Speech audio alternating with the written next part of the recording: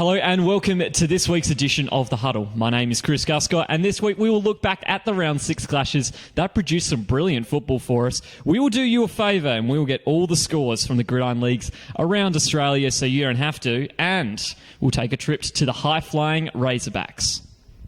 We will start with the opening game of the weekend, which saw the South City Chiefs take on the Eastside Razerbacks. This match had all of it going for it, as both these teams have the most dynamic and devastating offenses in the league, which no one has found any answers for thus far. They also have plenty of young talent on both sides, and as for this week, they both have the two best quarterbacks in the league. Josh Wilbourne made his return to the Razerbacks lineup just in time to face off against the red-hot Simon Whitehead. This one could be an instant classic. So here we go, the Razerbacks and the Chiefs, the defending champions up against the young upstarts of the 2014 campaign. Get straight into this one. First quarter, Chiefs first drive, third down and long. And here's the first instance of Whitehead making things happen early. Rolls out of his pocket, finds Andre Hall for the first down. Good early momentum for South City. This drive went back and forth from penalties on both sides. So much later on drive, third down, Whitehead. He's going to look to the end zone. And Olsen is there to deny him. Good corner work to bring up the fourth down in the red zone. So next play. And the Razerbacks are going to let him off the hook here. Whitehead eventually gets it out to Leary, who gets caught accidentally by the face masks. Flags fly. Chiefs get an automatic first down with barely yards to go. And the very next play after that, the Chiefs will be the first side to score. Leary only needs a small break of daylight to score from that distance. South City holds a 6-0 lead. They were on the field for more than half of the first quarter with their first drive. Good drive management there. Now, the Razerbacks have a chance to see what they can do. And welcome back, Josh Wilbourne makes an early connection to Josh Builder for the big first down. They're starting to build some momentum. Next play. And here's a new face in the old system. Debutant Jake Sutcliffe gets his first touch on the end around. He uses his speed to make his way downfield for another chain mover. Now, second and short. And they'll try to get the ball wide to Riley, but he can't do anything with it because he is closed down quickly on the toss play. Loss of a few yards there. That eventually forces fourth down in the red zone. Desperate defending here is going to maintain the Chiefs' lead. Sutcliffe makes a catch immediately afterwards, stops short of the first down marker. And the Razerbacks' long drive results in nothing. So now we head to the second. They'll get it back early in the second, however, and they're back to moving forward. Sutcliffe gets into behind his defensive back for the big catch and gain, and the Razerbacks are beginning to threaten again. Next play on first down. Wilbourne sits back, has time to find another receiver who got open in Builder. He pulls out full stretch for the touchdown. Magnificent throw and catch. Eastside now leads 7-6 early in the second. And by the way this match was going, it was going to live up to the hype. What can the Chiefs do to provide a reply? Ensuring drive. And this is what the Razerbacks will do to reply instead. The defense gets after Whitehead for the first of 3 sacks on the afternoon, and the Chiefs are forced to punt away. Following 2 different penalties, the Razerbacks are first and 25. Wilbourne looks for Builder on the slant route, gets crushed by Butfield. Big hit sets the tone there. Eastside with punt. Now the Chiefs get back to business. Leary finds plenty of space to move. Almost gets through the last line, just gets tripped up. South City looking to attack again. Later on the drive, second down. Razerbacks defense hunting for blood on this one. They bring the blitz, bombard Whitehead in the pocket. Massive team effort to halt the drive. They force a turnover on down, so back the other way it starts going again. And it's just that sort of half. Sutcliffe again gets the chance to show some premium speed on the end around. That will continue to move the Razerbacks forward. Next play. And now Wilbourne will look to his slot receiver in Simmons for the big gain down the middle. Wilbourne was terrific in this one, and here's why he was really beginning to hit stride. The Chiefs are fast retreating. It's now fourth down. Last chance for a score in the half. Olsen takes a quick pass, tries to get outside, but James Bradzer makes sure that he goes out of bounds before the first down marker. Chiefs survive a threatening drive. It's 1 point at the half. Third quarter. Razerbacks get ball back to start the third. And second down and 8, the new connection between Wilbourne and Sutcliffe continues. Eastside now at midfield. Now later on in the drive. And just keep an eye out on the right-hand side of your screen. The goalposts just simply fall over. Luckily, that narrowly misses one of the officiating crew who was near the end zone. It would take some time to remove them from the field. Now fourth down and 4. Within scoring range, Wilbourne takes his time to survey the field under pressure. Throws down the middle. It's risky, but Builder ends up getting to it. Big-time play to keep the drive alive. Now Razerbacks are simply yards away from adding to their 1 point lead 2 plays later. And that's exactly what they'll do. Riley gets the toss play to the right-hand side, gets some good blocking, walks in untouched for the score. 14-6 in the third. East side starting to hit stride. South City back on offense. Third down and long, and Whitehead picks up where he left off. Casually gets outside the pocket, moves the chains with a nice pass to Lausarica. They would be forced to punt, however, on that drive, and the Razerbacks will look to make their new drive count. Wilbourne this time. He's going to find Simmons in a lot of space, and that is a comfortable first down. Chiefs starting to struggle a bit on the defensive end here as we head into the final quarter. Still anyone's match, though. First play of the final quarter, and Julian Wretch this time will get in on the action. He gets some wonderful blocking outside of the numbers and takes the toss play for 13 yards. Razerbacks are pressing for more points here. Later on in the drive within the red zone, they will go through the air, and Wilbourne throws to Builder, who gets crushed by Brazza. Terrific defensive play. Builder would be slow to get up, but he was fine. Third down and short now for the Razerbacks. And the defense will come up big again. A terrific play from David Edmonds here. Closes down Wilbourne quickly. Brings up fourth down. So now east side, they'll decide to go for the field goal. And Pedler cannot convert on the attempt, so it's still 14-6. Still only a one touchdown game. They'll get it back later on after the Chiefs failed to form a drive. Barrington this time, the lucky receiver. First big down with time slowly running out against South City. Few plays later, third down and short, and here's your dagger. Chano Ewan eventually takes the handoff. Pierces straight down the middle, barely was touched. Puts the game almost out of reach. It's now 21-6 with half a quarter to play. Eastside are on their way to 4-0. Chiefs looking to get back into this one in a hurry. First play of the drive. It's picked off. Olsen reads the pass best, takes it low to the ground for the final nail in the coffin. This one ends 21-6. Razorbacks making another big statement. After the match, we spoke with quarterback Josh Wilbourne. Massive win for you guys. How are they feeling after the game? Yeah, the boys are pretty happy. Obviously, we've had a reasonable break since the Eagles game, but everyone seems in good spirits. The hot game today, but yeah, played well. Absolutely cut. Speaking for yourself, you walked back into the lineup and just blew this game apart. How were you feeling, Ellie? I feel good. I mean, had a lot of time to get healthy after I returned from overseas and get fit. We had that 3-week break, but I mean, with guys like Josh, Jake, Youngie, Olsen, Taylor, Riley, it's a pretty easy job. I just got to throw it to the open guy.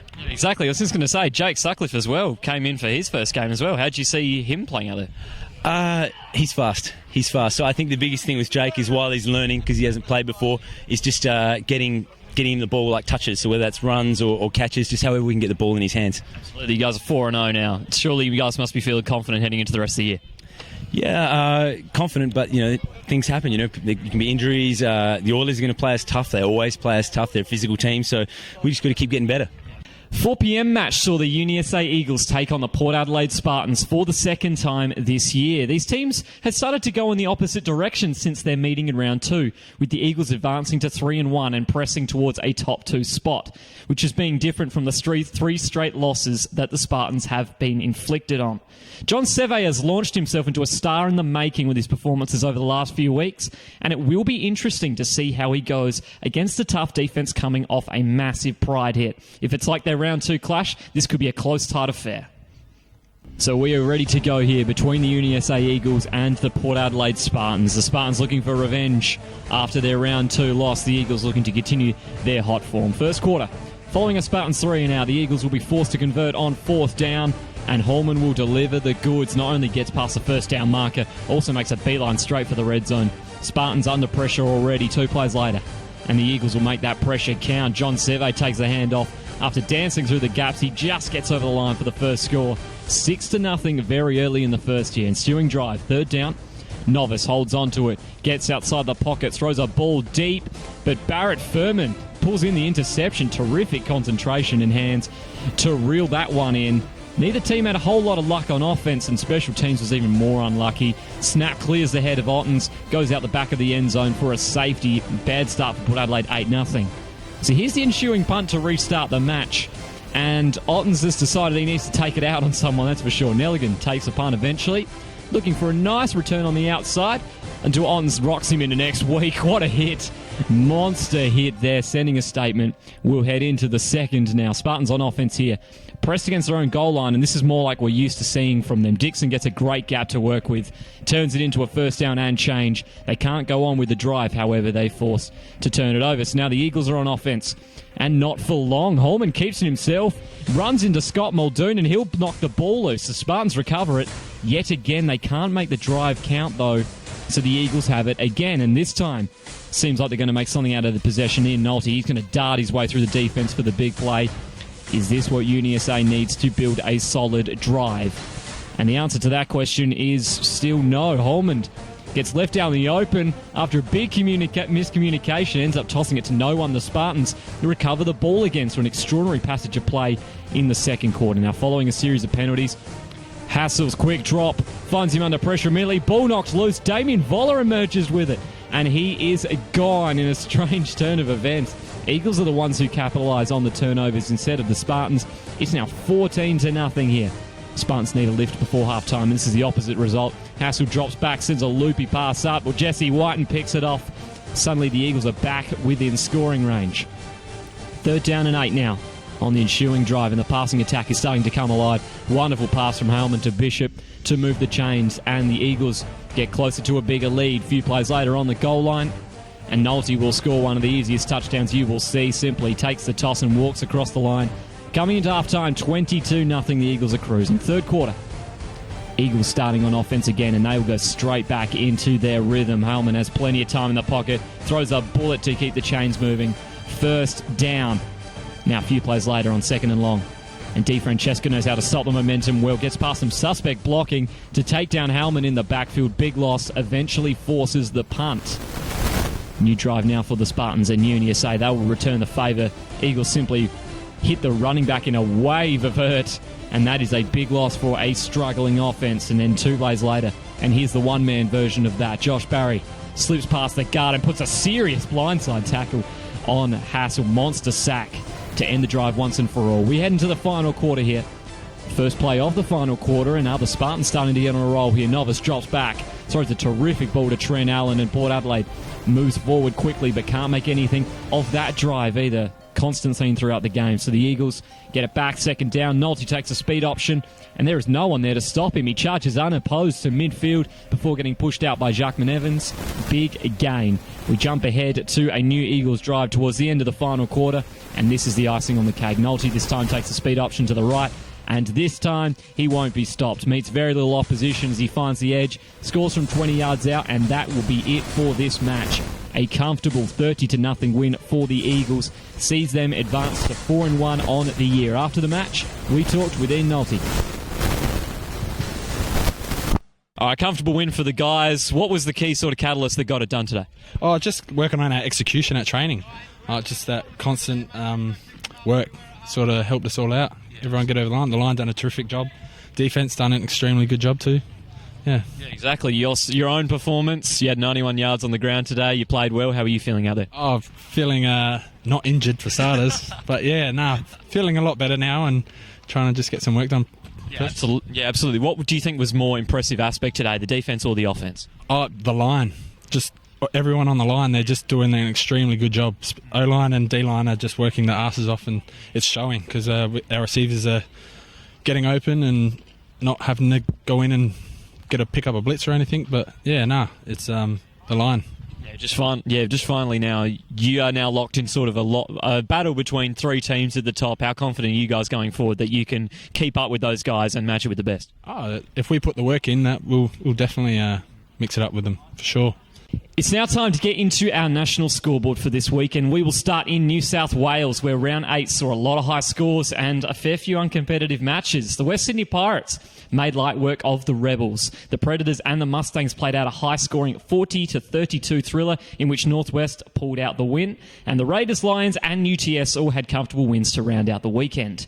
Going upstairs to Gridiron Queensland, and round 12 saw even more big scores and big blowouts. Kenmore Bears thrashed Logan City Bruins 48-0. Gold Coast Stingrays and the Brisbane Rhinos both cruised to easy wins, and in the late game, the Bayside Ravens put up 76 on the Redcliffe Raptors in an utter demolition. Finally, we will head west to check out round 3 of the Gridiron West season. The Saints made it 3 for 3 with a 41-0 shutout of the Wolverines. The Blitz got their first win of the year against the Steelers, and the Rockingham Vipers thrashed the Jets 62-0. And that is a very lopsided edition of your national scoreboard. On the Huddle Spotlight this week, we shone it on the Eastside Razerbacks as we talked to them about their perfect season so far, as well as what lies ahead for the defending champions. Okay, obviously a great start to the season to you guys. How are you guys feeling, midway through this week, coming off a 4-0 start? Pretty good. Yeah. Good. So basically, what would you call probably the most impressive part of your team this far? Would you say the offense or the defense? I don't know. They're both pretty good. Offense is doing it where they can, and defense is still in the deal. So it's going all right. Your own play? How are you feeling about the start of the season? Obviously, it's still early on, but how have you felt your own development's been going this year? Pretty good. Yeah. So I'm getting some snaps on defense and everything. So going well. In terms of the Oilers this week coming up now, are you guys confident? Do you have to change anything coming into this game knowing that you beat them fairly easily last time? We'll probably roll with what we've been doing. It's working, so give it a go. They're a strong side, so... Anyone you're worrying out for in terms of the Oilers offense? Not really. It's just... all of them. They got good players, they got, so we just got to play the game how it is. So are you guys confident? Well, yeah, I'm confident, but you got to go in confident, don't you? You can't go in not backing yourself. Thank you very much for joining me this week on The Huddle. By now you should know this, but I'll tell you again. Sports Online Network is where you'll find everything Gridiron SA related. Until next time, catch you around.